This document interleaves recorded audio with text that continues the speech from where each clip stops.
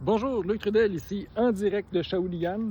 Je suis présentement au pied de la côte de la rue des Érables et à l'intersection de la promenade René Lévesque.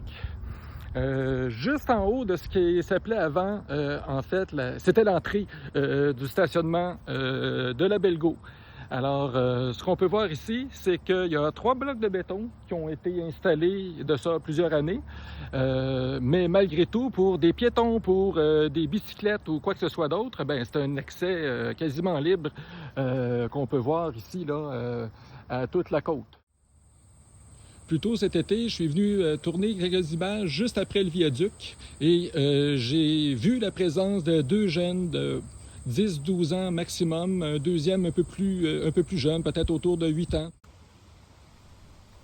Alors évidemment, je les ai interpellés, je leur ai parlé des événements tragiques qui sont arrivés, je leur ai demandé d'être prudents et je les ai invités à rester sur le chemin, sur la route qui est présente, surtout pas se rendre sur le site là, où il y a les vestiges de la Belgo.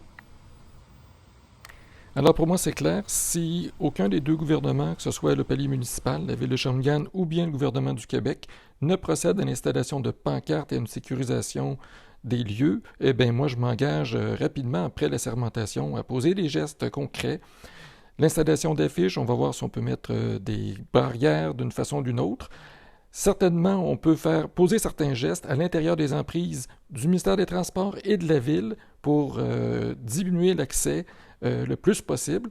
On ne pourra pas tout éviter. Évidemment, dans des circonstances comme ça, ce n'est pas une obligation de résultat que les partenaires font face, mais plutôt une responsabilité limitée, une obligation de moyens. Nous devons démontrer qu'on prend les moyens pour réduire le risque, parce qu'il y aura toujours des accès sur le site et il y aura toujours des gens qui pourront contourner n'importe quelle barrière ou règle.